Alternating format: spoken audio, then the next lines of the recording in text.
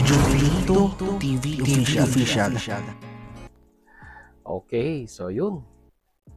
Inyo at mga kabagis, this is Jubilito TV Official at eto na naman po muli ang isang edisyon ng ating reaction video mga kalingap at kabagis. No? Pero bago po lahat, syempre po, shoutout po muna natin Kuya Val Santos Matubang, Ate Edna Vlogs at Kalingap Rab. Ayan, sa ating mga kalingap netizens, kalingap subscribers at kalingap supporters. Ayan po, mega love shoutout po sa inyong lahat. Sa mga ka-Jomcar natin dyan, mega love shoutout din po dahil for today's reaction video, gawa lang po natin ang reaction at muli po pagbibigay ng ating personal opinion regarding po dito sa naging latest na live streaming po ni Kalingap Rab sa kanyang second channel. Yung dati pong Rab Matubang Vlogs ay ginawa niya na pong tahanan ng Kalingap or tahanan Kalingap. At dito po ay napanood natin at inanunsyo niya nga po, no, na kung saan ay talagang 90% na siguro para sa akin po ang chances na magpapahinga po muna, no, ang tambalan ni Kalingap Jomar at ni Carla Topular or yung tinatawag po nating Jomcar. So alam naman po natin mga kalingap at kabagis na nitong mga nakaraang linggo, mga nakaraang araw ay talagang marami po ang mga negatibong ibinabato, mga bashing ika nga, no, technically ang natatanggap ni Kalingap Jomar, no, regarding po dito sa tambalang ito.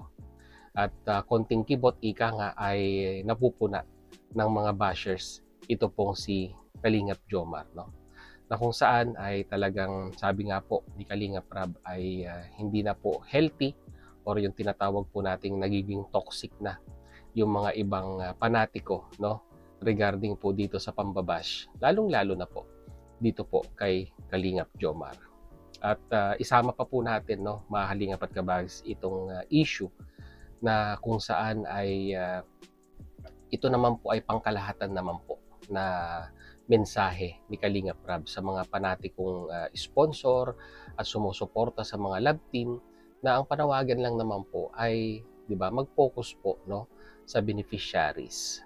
At alam naman po natin na itong mga leading man na ito ay may mga stable na mga channel na po, no, gawa rin po ng love team na ginawa po ni Kalingap Rab para sa kanila.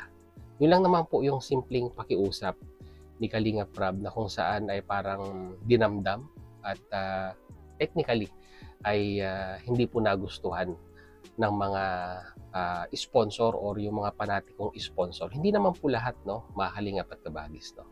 Dahil alam ko po may mga talagang sponsor talagang nakapokus dito po kay Carla or sa mga ibang Kalingap Angels. Bonus na lamang po, syempre po, automatic po yan na mabibigyan din po ng biyaya yung pong leading man ika nga. Pero talaga ang priority is doon po sa beneficiaries. So siguro po kahit sino naman po mga kalingap at kabagis ay mayroon pong hangganan ang ating pasensya, no, lalong-lalo na po sa mga bashers, no. Talagang hindi naman po panghabang buhay na ikikibit na lang po or ikikibit balikat na lang po natin yung mga negatibong ibinabato, no, kasi nga po pati si Kalingap Rab ay nadadamay na rin po sa usaping ito, no, na kung saan ay ang intention lang naman po ay makatulong sa mga beneficiaries, kaya po ginawa ang love team na ito. Pero yun nga po, pati si Kalingap Rab ay nababash at sinasabihan ng mga hindi po magaganda ng mga bashers at may mga panawagan pa nga daw po na ibo-boycott ang channel ni Kalingap Rab, and at the same time ay parang magpo-focus lamang po sila kung sakasakali man lang, kung sakasakali po, no, na itigil ang Jomcar ay nakapokus pa rin daw po sila sa hati po, no, sa mga video ni Carla or sa mga video ni Kalingap Jomar. Pero yung suporta po nila kay Kalingap Rab ay parang itatanggalin na nila, parang gano'n, which is hindi naman po maganda, di ba? Lagi po nating isaalang-alang, no, sa mga butihin at mga mahal nating sponsors at mga nagmamarathon, no, sa mga video upload ni Kalingap Rab ay wala po tayong napapanood na Jomcar, no, na umabot na po ng 100 episode kung hindi po dahil kay Kalingap Rab, no. Wala po tayong tinutulungan, wala po tayong nai-sponsoran na Carla Topular kung hindi dahil po kay Kalingap Rab. Yung po sana lagi nating isaalang-alang, mga Kalingap at Kabagis, at huwag pong galit at puot ang magpadaig sa ating puso at sa ating isipan, dahil pag yan po ang hinayaan nating mamayagpag, no, ay kakainin na po tayo ng sabihin na nating lagi pong galit, puot at tampo sa tuwing makikita po natin ito pong si Kalingap Rab. Napakaganda po ng intensyon, napakaganda po ng programa, kaso nga lang po sa iba po ay nami-misinterpret nila yung pong layunin ng isang Kalingap Rab, kaya niya po binuo, no, ang love team sa kanyang mga beneficiaries, no.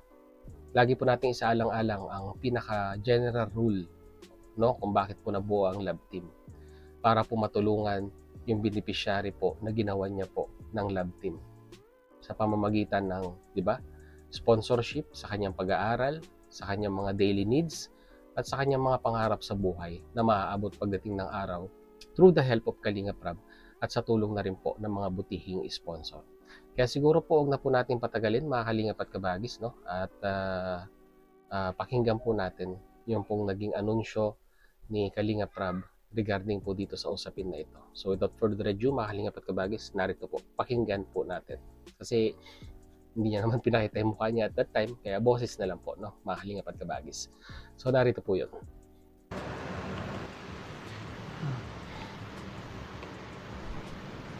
Yes, Kalingap Rab, mahal ng Microsioners ang buong Kalingap. Kahit anong love team, nandyan po kami. Silent viewer lang kami. Ayan. Salamat po. Thank you po.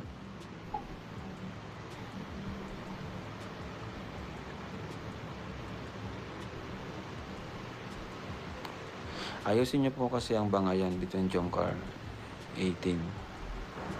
Hindi po mga Jomcar yung investigate na kayo. Ayusin niyo. Gusot ng Yangmi. Dadagdagan niyo pa yung trabaho ko. Dami ko nang iniintindi pati. Dali lang po, mga Kalingap at Kabagis. Meron lang po ads. Skip lang po natin. Napaaga pala yung code natin. Forward natin. Pero ito na. Ito na po. Pasensya na po. Kaya ito na. Kasi mga bashes ng mga idol nila, wag na puro sira. Yan, tamo, magbasa kayo dun sa live pa lang ni Ninong July. Sa mga comments dun, dami dun. Sa Facebook.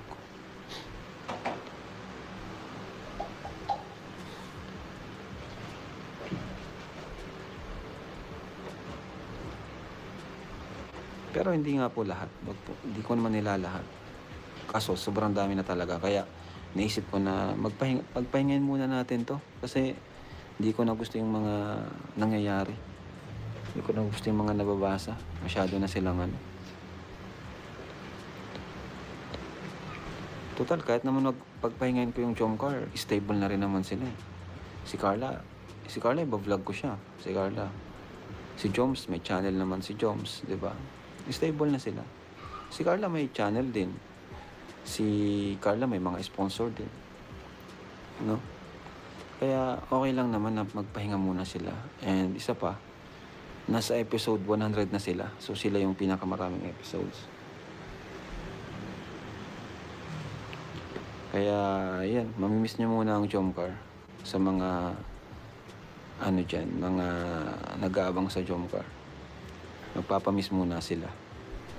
So bawal silang isama sa live kahit boses, kahit di nakikita.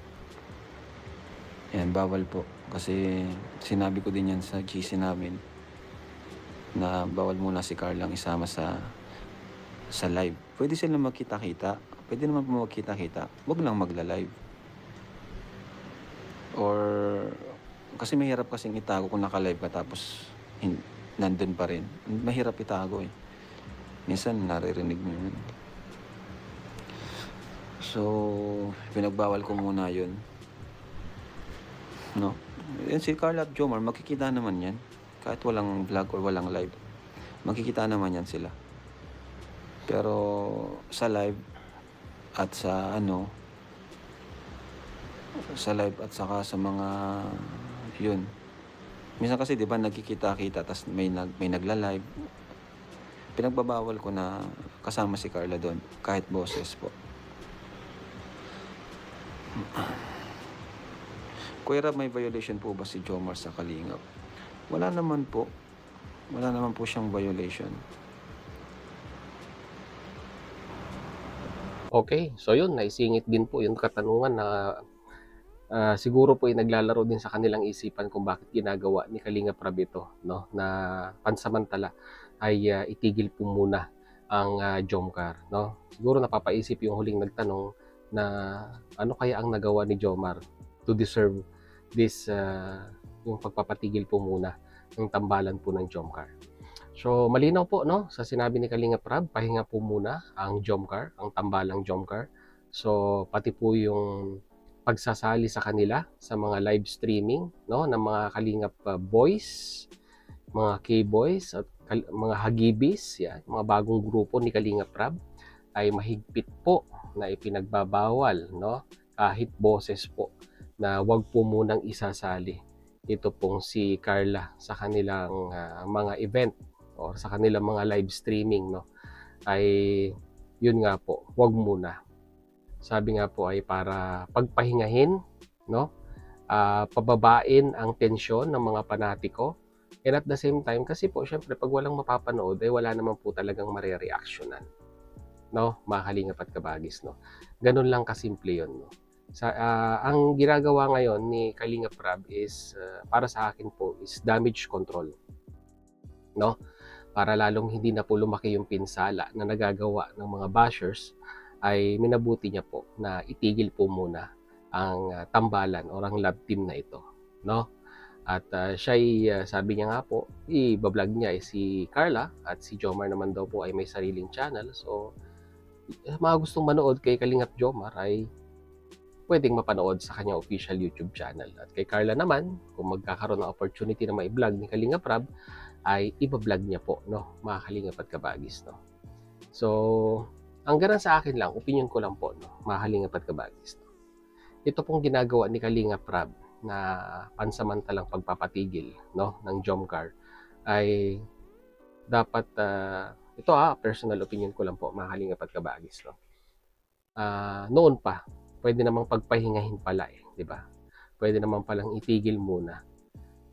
Siguro kung noon pa ginawa ni Kalingap Rab to, at least siguro po sa isang buwan ay itinigil muna pansamantala, ay hindi na po lumaki yung issue, no? Lumaki yung mga usapin regarding sa Jomcar, lalong-lalo kay Kalingap Jomar, ay hindi na po lumaki. Pero siguro may nag-trigger kay Kalingap Rab na talagang mas sabihin na nating hindi na maganda talaga. Kailangan pagpahingahin muna, no? Hindi naman niya sinabing totally stop ang Jomcar, 'di ba? Pahinga lang po, no? At least ang maganda po dito, yung pananabik ng mga Jomcar supporters na muling mapanood ay talagang everyday, 'di ba? Lalaki at lalaki, no? At sa muling pagbabalik ay masasabi po nating muli pong papatok, no? At talagang tatangkilikin ng community po ng Jomcar ito pong dalawang ito.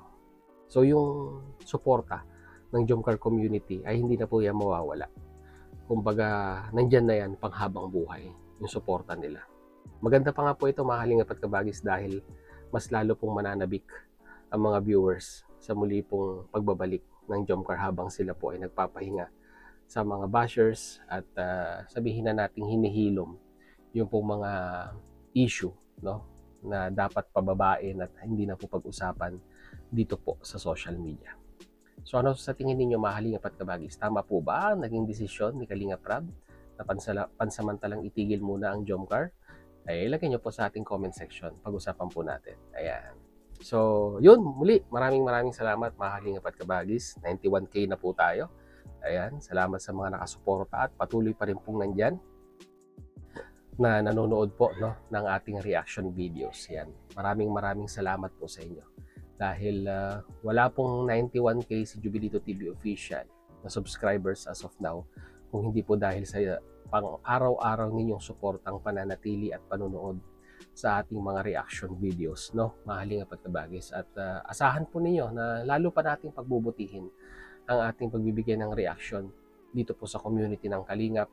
At ito po lang naman ang may papangako ko po sa inyo, mga Kalingap at Kabagis, no. I will try my best to be fair enough, no, at wala po tayong kinakanigan, ika nga, or sabihin na nating nagiging bias, no? Pagiging bias ay hindi po natin gagawin yan, no? Mga Kalingap at Kabagi sa ating YouTube channel. Nakilala nyo po si Jubilito TV Official bilang isang fair na reactor. Binabalansi po yung mga bagay-bagay, no?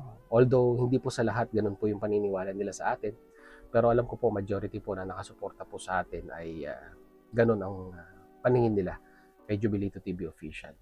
So sabi nga po nila, padayon lang, tuloy-tuloy ang laban, at makakamit din po natin ang matagal na po nating inaasam, no? Na silver play button. Yan, niluluto na. Malapit nang maluto. Konting tiyaga na lang, ika nga. Mga Kalingap at Kabagi. At sa suporta po ninyo, ay syempre po, may sasakatuparan po natin yung mga pangarap natin yan bilang isang content creator po. So yun, hanggang dito na lang mga Kalingap at Kabagis, no? Sa mga hindi pa po nakasubscribe, subscribe nyo na po, Jubilito TV Official. At kung nagustuhan nyo po ang ating reaction video for today, paki-like and share na rin po mga Kalingap at Kabagis. So hanggang dito na lang, once again, this is Jubilito TV Official, proud member po ng Team Koos at ng Team Bios. As I always say mga Kalingap at Kabagis, peace, God first. God bless po. Bye!